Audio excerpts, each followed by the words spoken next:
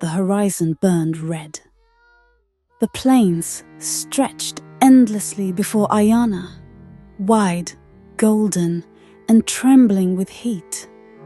She had been walking since dawn, the satchel heavy against her shoulder, the blue feather tucked safely inside. Each time the wind blew, she could hear faint whispers in its breath. Not words, but fragments of sound that stirred something ancient in her blood. By midday, she reached a cluster of old stones shaped like a broken crown. She stopped there to drink from her gourd, but before she could rest, she heard the thunder of hooves. Her pulse quickened.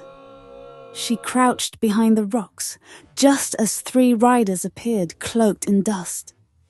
Their armor gleamed like storm clouds, and their eyes burned with pale blue fire.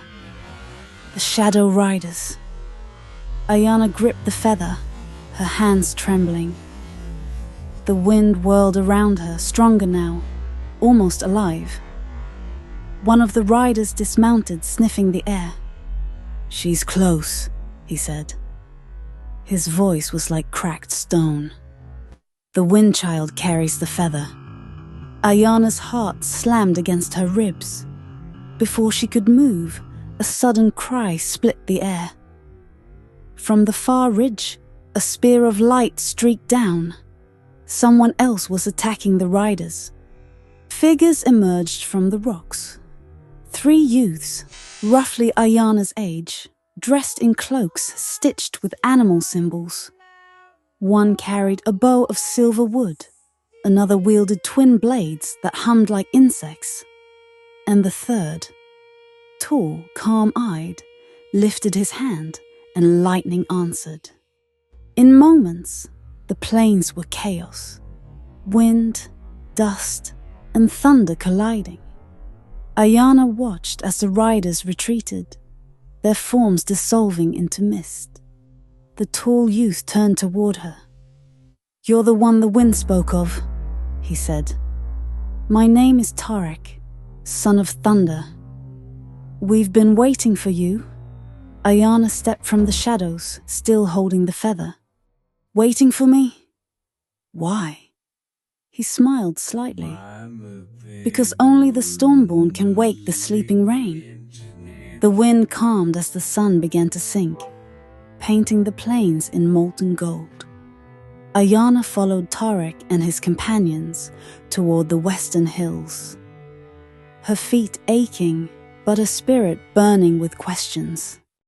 They camped beside a dried-up riverbed. The others moved like people who had traveled together for years. Quick glances, unspoken jokes, a rhythm Ayana could feel, but didn't yet understand.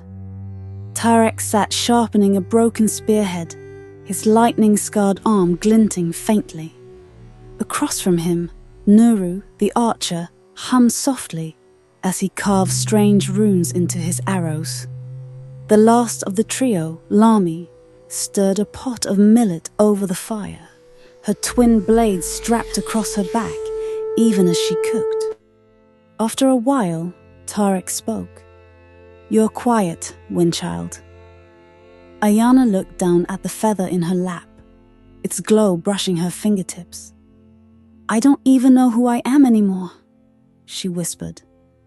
"My grandmother said my mother carried this feather, but I never knew her. Why would the wind call me?"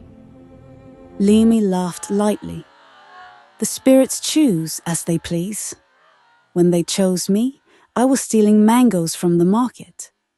Even Tarek smiled at that. And when they found me, I was trying to command thunder and nearly burned half my village." The laughter eased Ayana's chest. She looked up at the stars beginning to bloom above.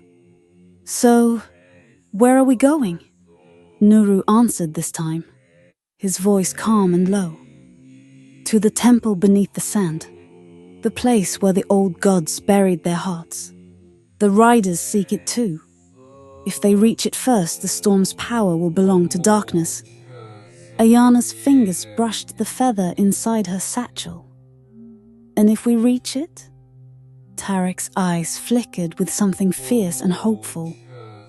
Then the rain will return to the world,